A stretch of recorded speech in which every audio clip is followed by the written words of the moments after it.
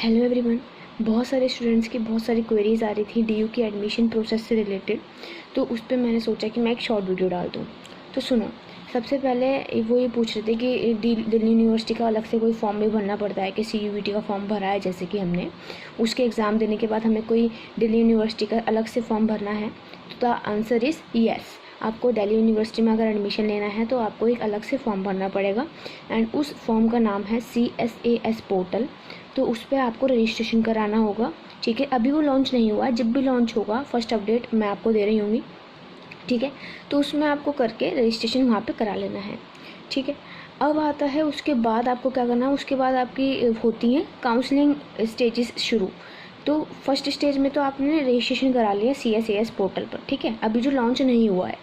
Second है कि आपको प्रेफरेंस शीट भरनी होती है। प्रेफरेंस शीट का मतलब आपको जो भी आप कोर्स करना चाहते हो, जिस भी रैंकिंग वाइज देनी है आपको उन कॉलेजेस को कि जिससे आप वो कोर्स करना चाहते हो।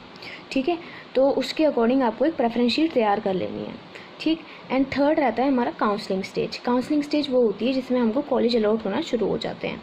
ठीक, तो ये तो रही एडमिशन प्रोसेस के बारे में। ठीक है, अब रहता है कि जो एडमिट कार्ड है वो कब रिलीज़ होगा। एडमिट कार्ड जब आपका पेपर होगा, जब आपको CUET का एग्ज़ाम होगा, तो उससे 3 दिन पहले आपका रिलीज़ हो जाएगा।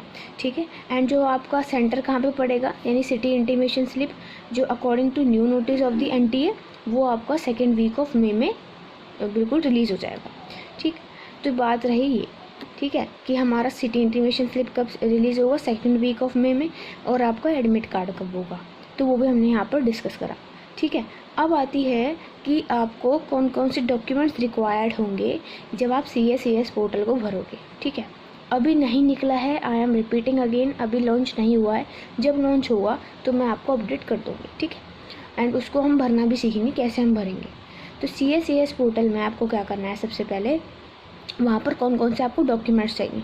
तो डॉक्यूमेंट्स आपको अपनी 10th एंड 12th की मार्कशीट एंड आधार कार्ड। अगर आप जनरल कैटेगरी से हो तो आपको सिर्फ ये 3 डॉक्यूमेंट्स चाहिए।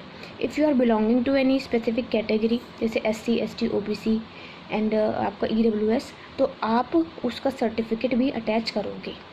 ठीक है, बात रही ये। अब वो सर्टिफिकेट जो है वो according to the latest pattern of the NTA होना चाहिए।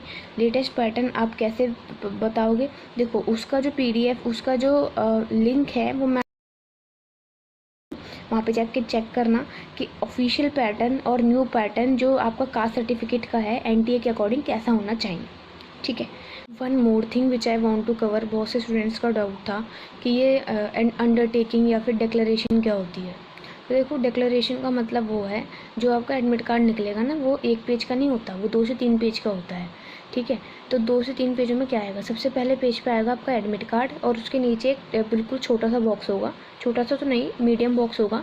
उसमें आपका नाम, आपका फादर्स नेम, मदर्स नेम आपको फिल करना होगा एंड जहाँ आपका सेंटर पड़ा है CUET का वो फिल करना होगा एंड उस पर साइन कर देना है। और अपना लेफ्ट शायद थंब, पिछली बार जो था वो लेफ्ट हैंड का थंब आपको वहाँ पर करना था, इम्प्रेशन उसका डालना था। ठीक है, तो यही आपकी होती है डिक्लेरेशन और अंडरटेकिंग। ठीक है, सेल्फ अंडरटेकिंग। ठीक है, तो इसमें कोई ऐसी घबराने वाली बात नहीं है। कैसे फिल करेंगे, क्या क्या चीज़ें कैसे हमें फिल करना है वो मैं सब बताऊंगी। ठीक है, तो उसके लिए बिल्कुल भी घबराने वाली बात नहीं है। And one more thing I am repeating again, I think thrice I am repeating in this video. तो वो था कि अभी CSAS पोर्टल कोई लॉन्च नहीं हुआ है, एडमिट कार्ड भी नहीं निकला है। वो तो बस अगर जब निकलेगा तो हम आराम से अपडेट वहाँ पे दे रहे होंगे। ठीक है, यहाँ पर बहुत सारी चीज़ें जो आपकी क्वेरीज थी वो मैंने यहाँ पर सॉल्व करी। अगर अच्छी लगी हो तो शेयर कर देना।